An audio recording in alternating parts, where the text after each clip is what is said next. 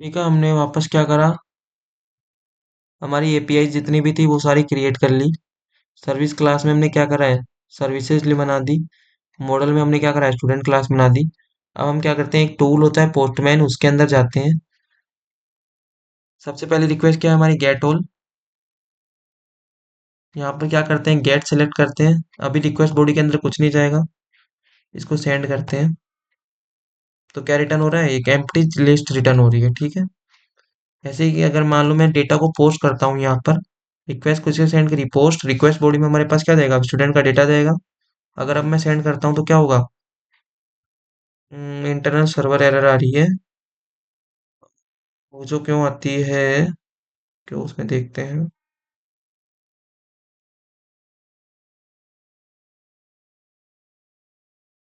हाँ, एक्चुअली हमें स्टूडेंट के अंदर डिफॉल्ट कंस्ट्रक्टर की रिक्वायरमेंट है, जो हमें बनाना पड़ेगा, क्योंकि ये डीसीरियलाइजेशन के लिए टाइम चाहिए, लिए चाहिए ये। ठीक है, इसको वापस से बनाया,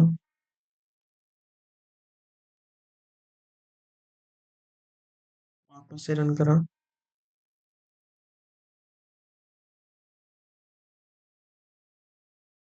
वापस से पोस्टमैन में गए हम, वापस से हमने रिक्वेस्ट को सेंड करा। ठीक है, तो डेटा क्या हो गया, पोस्ट। ऐसे ही हम रोल नंबर 2 के लिए डेटा सेंड करते हैं, तो डेटा क्या हो जाएगा, पोस्ट हो जाएगा, लिस्ट ऑफ स्टूडेंट यहाँ पर प्रिंट हो जाएगी। ऐसे ही हम 3 के लिए प्रिंट सेंड करते हैं, डेटा क्या हो जाएगा यहाँ पर, पोस्ट। ठीक है, अब गेट ऑल करते हैं तो क्या होगा, ये जो हमारे पास लिस्ट है, वो यहाँ पर क्या आ जाएगी, रिक्वेस्ट बॉडी की रिक्वायरमेंट नहीं है, गेट हो जाएगा। ठीक है, एक हमारे पास क्या है, गेट बाय रोल नंबर। इसमें हम क्या किसके थ्रू पास कर रहे हैं, पाथ वेरिएबल के थ्रू ले रहे हैं एंटर। तो यहाँ गेट रोल नंबर, तो यहाँ पर अगर मान लो मैंने 3 लिखा, रिक्वेस्ट बॉडी की रिक्वायरमेंट नहीं है यहाँ पर, क्योंकि गेट रिक्वेस्ट है ये, तो हमारे पास 3 वाला डेटा क्या हो जाएगा, रिटर्न हो जाएगा। ऐसे हमने 1 लिखा तो 1 वाला डेटा रिक्वायरमेंट हो जाएगा। 4 लिखा, क्यों, हमारे पास 4 वाला डेटा नहीं है, तो क्या रिटर्न होगा, कुछ रिटर्न नहीं होगा, नल रिटर्न हो जाएगा। ऐसे ही हम चेक करते हैं, पोस्ट की चेक कर ली, पुट वाली चेक करते हैं, रिक्वेस्ट। पुट वाले में हमें रिक्वेस्ट बॉडी की रिक्वायरमेंट है कि जो 3 वाला डेटा है, जो पहले हर्ष था, वहां पर क्या कर दो, मोदी कर दो। तो यहाँ पर 3 वाले पे क्या हो जाएगा, नेम मोदी हो जाएगा। ऐसे ही क्या होता है, अगर डिलीट बाय रोल नंबर, तो डिलीट, अगर मान लो मैंने 3 लिखा, यहाँ पर क्या कर दोगे, डिलीट कर दोगे। हाँ सॉरी, हम किसमें डिलीट बाय रोल नंबर में हम किस तरह पास कर रहे हैं, पाथ वेरिएबल के थ्रू पास नहीं करें, किसके थ्रू पास कर रहे हैं, रिक्वेस्ट पैराम के थ्रू पास कर रहे हैं। तो यहाँ पर हम रिक्वेस्ट पैरामीटर देंगे, पाथ वेरिएबल के थ्रू भी पास कर सकते हो। Roll number equal to 4, roll number equal to 3, तो 3 वाला डेटा क्या हो जाएगा, इसकी यहाँ पर रिक्वायरमेंट नहीं है, डिलीट हो जाएगा। ठीक है, 3 वाला डेटा क्या हो गया, डिलीट हो गया। अब गेट ऑल करेंगे तो क्या होगा,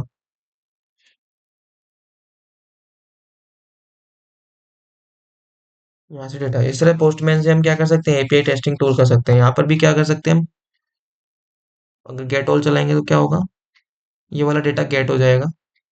पीटी प्रिंट एक एक्सटेंशन है, जिसके थ्रू हम जेसन ऑब्जेक्ट को क्या कर सकते हैं, प्रिंट कर सकते हैं यहाँ पर, जेसन फॉर्मेट में। ठीक है, यहाँ तक समझ आया,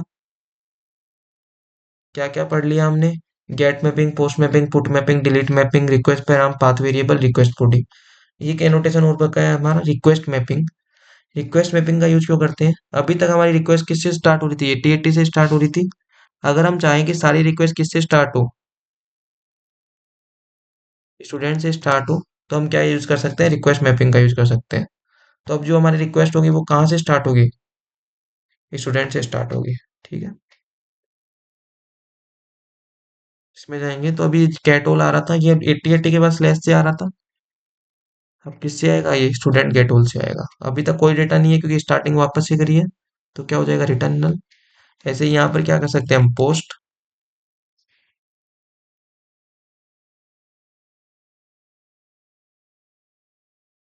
रिक्वेस्ट मैपिंग का यूज समझ आया? रिक्वेस्ट मैपिंग के दो यूज है। पहला यूज समझ आया कि हम इसको क्लास लगा सकते हैं, एज ए क्लास लगा सकते हैं। क्लास के ऊपर लगाया तो सारी रिक्वेस्ट वहीं से स्टार्ट होगी। अगर मेथड के ऊपर लगाया, मेथड के ऊपर कब लगाते हैं? जैसे हम चार अलग अलग लिख रहे हैं, गेट, पुश, पोस्ट, डिलीट, इसको एक जगह भी लिख सकते हैं, मतलब एक तरीके से लिख सकते हैं, रिक्वेस्ट मैपिंग।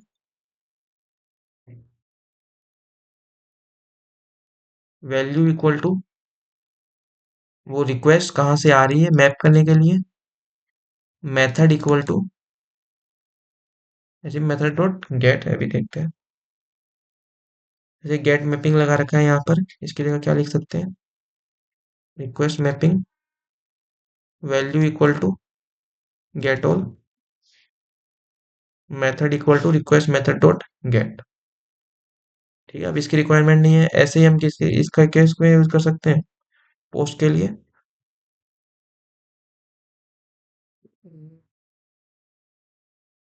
पोस्ट के लिए sorry।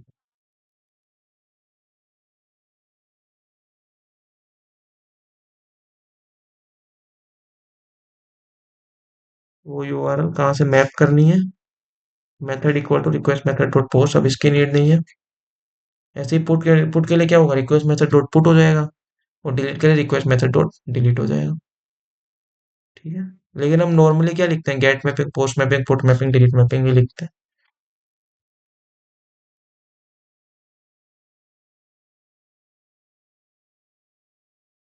ठीक है, वापस से चलाएंगे गेट ऑल,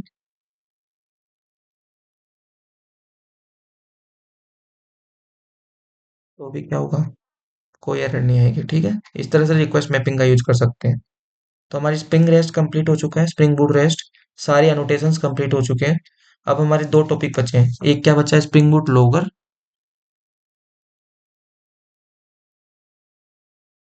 और एक एक्सेप्शन हैंडलिंग।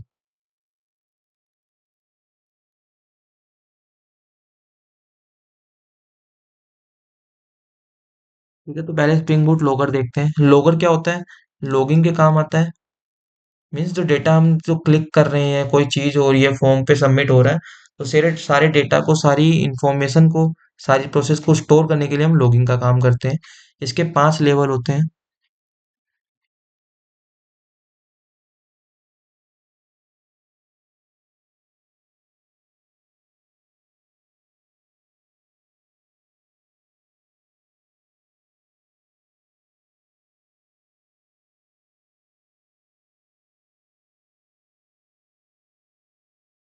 ये क्या होते हैं, 5 लेवल। सबसे कम इंफॉर्मेशन किस में होती है, एरर में, उसके बाद वॉर्न में, उसके बाद इन्फो में, उसके बाद डीबग में, उसके बाद ट्रेस में।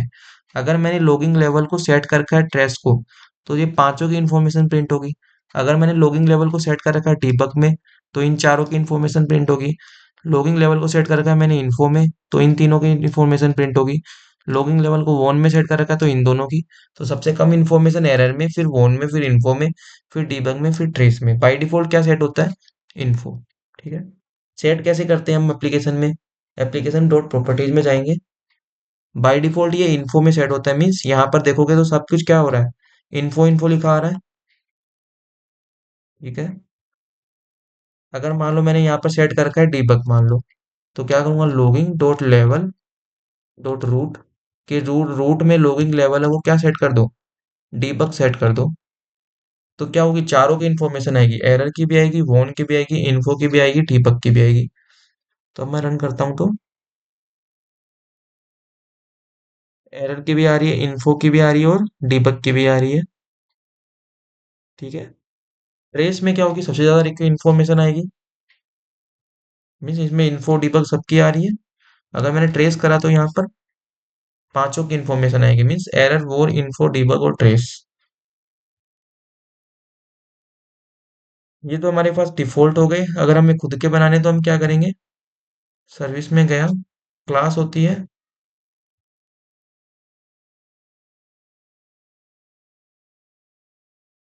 इसमें कर देते हैं मान लो logger, logs equal to logger factory dot get logger student dot class controller dot class. Means ये क्या है कि लोगर फैक्ट्री क्या है, लोगर फैक्ट्री में मेथड प्रोवाइड करवाता है get logger, student controller class के लोग्स हैं ये क्या है, लोगर लॉगिंग करने के लिए यूज करते हैं हम। कहाँ अपलोड होते हैं, SLF 4J में, सिंपल लॉगिंग फैसेड फोर जावा। ठीक है, यहाँ पर क्या कर सकते हैं हम, सेट कर सकते हैं लोगर डॉट इन्फो एरर में, हमने एरर सेट कर दिया। वॉन में हमने वॉन सेट कर दिया, ऐसे ही लोगर डॉट इन्फो सेट कर दिया, इन्फो।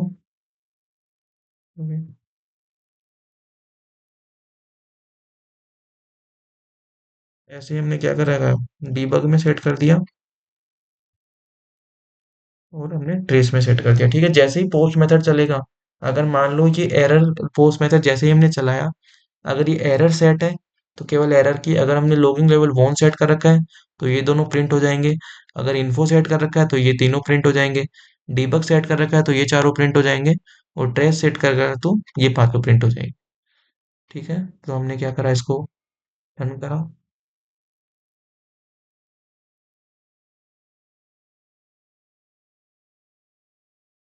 अभी हमने क्या कर रखा है, ट्रेस सेट कर रखा है। हम अपने एपीआई पे जाएंगे, पोस्टमैन टूल पे, अभी गेट ऑल करेंगे तो क्या आएगा, कोई डेटा नहीं है तो ब्लैंक रिटर्न हो जाएगा। ठीक है, अगर मान लो मैंने पोस्ट करा यहाँ पर, पोस्ट मेथड चलेगा, तो यहाँ पर क्या होगा, लॉगिंग लेवल पांचों प्रिंट हो जाएंगे, एरर वन इन्फो ट्रेस। तो उसको सर्च करते हैं हम यहाँ पर, क्योंकि काफी सारी इंफॉर्मेशन है।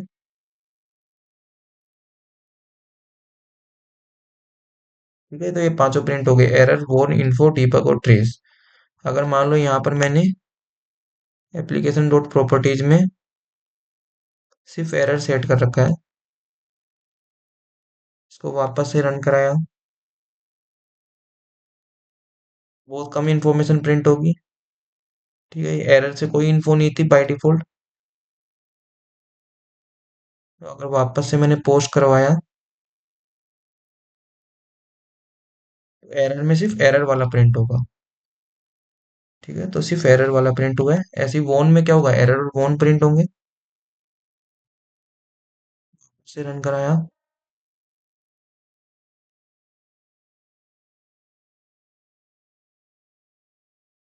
पोस्ट करा, क्या प्रिंट हो गए, एरर और वॉन प्रिंट हुआ। ठीक है, तो हमारा सिर्फ एक टॉपिक बाकी है, क्या, spring boot exception handling.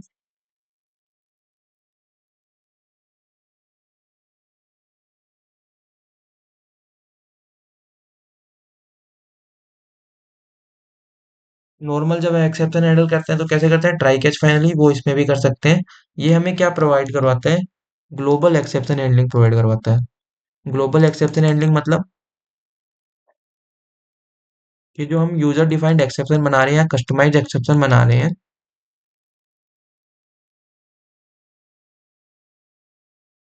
Customise exception बना रहे हैं मीन, जैसे मान लो मैंने यूजर नोट फाउंड एक्सेप्शन बनाई, तो उसको मैं एक ग्लोबल एक्सेप्शन हैंडलर में डाल सकता हूँ, कि कहीं भी प्रोग्राम में जब वो एक्सेप्शन आए तो वो सेम प्रोग्राम चलेगा जो हमने एक्सेप्शन हैंडलिंग के लिए लिखा है। ठीक है, तो जैसे कैसे बनाते हैं हम, अनोटेशन होते हैं हमारे पास, तीन अनोटेशन होता है, rest controller advice, controller advice और एक्सेप्शन हैंडलर।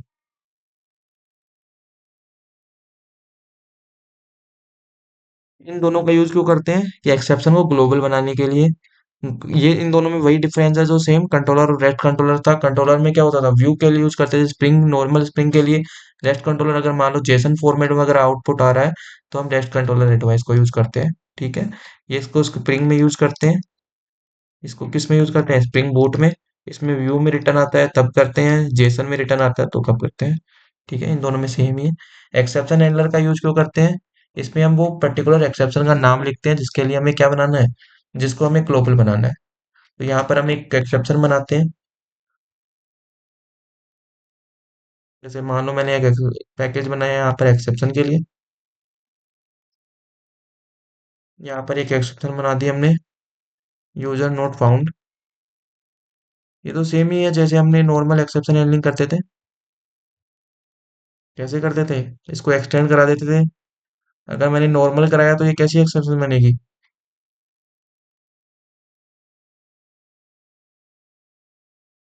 इस तरह से एक्सेप्शन कराते हैं, run time exception, user not found, string message, super message.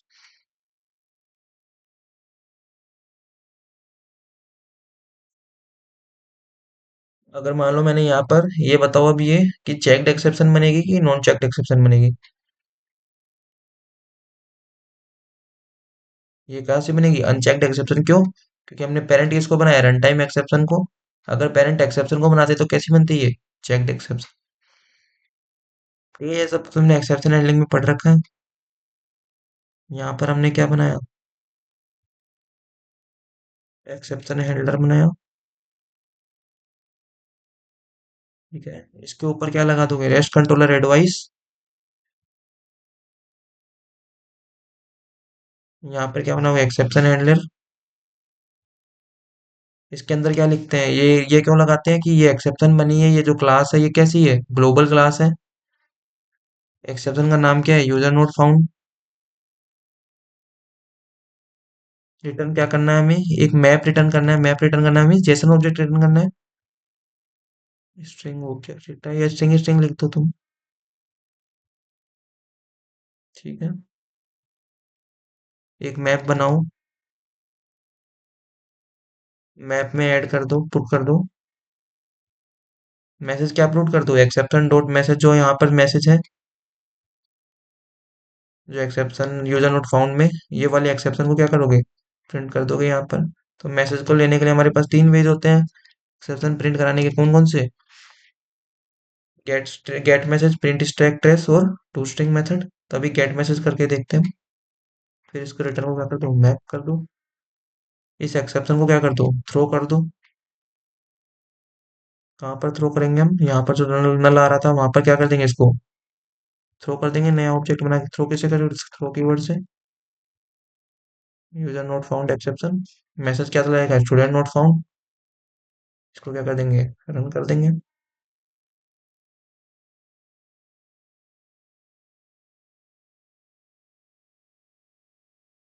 Outline में जाएंगे, अभी गेट ऑल करेंगे तो क्या होगा, कोई रिक्वेस्ट नहीं आएगी।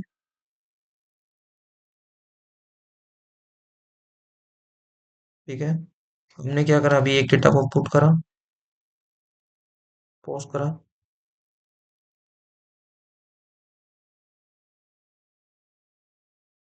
डेटा पोस्ट हो जाएगा। अब क्या कर रहे हैं, गेट कर रहे हैं हम। अगर मान लो मैंने 3 से गेट करा तो क्या होगा, 3 वाला डेटा गेट हो जाएगा। अगर मैंने 4 से डेटा गेट करा तो एक्सेप्शन आ जाएगी, एक्सेप्शन ऑब्जेक्ट थ्रो होगा, जो इसको एक्सेप्शन हैंडलर कैच कर लेगा। मतलब जो rest controller database global exception handling है तो वो चला देगा, और यहाँ पर क्या हो जाएगा, मैसेज प्रिंट हो जाएगा। पहले क्या हो रहा था, यहाँ पर कुछ प्रिंट नहीं हो रहा था 4 पे। अब क्या हो रहा था, मैसेज प्रिंट हो जाएगा, स्टूडेंट नोट फाउंड। अगर मान लो मैंने यहाँ पर टू स्ट्रिंग लिख रखा है तो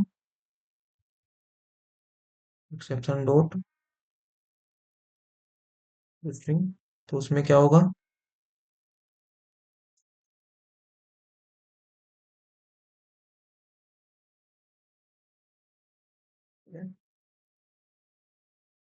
यही करके देखते हैं। अभी कोई डेटा नहीं है, तो एक्सेप्शन का नाम और उसका डिस्क्रिप्शन दोनों प्रिंट हो जाएंगे। ठीक है, तो यहाँ आपका स्प्रिंग भी खत्म हो गया, स्प्रिंग बूट खत्म हो गया। ठीक है, थैंक यू।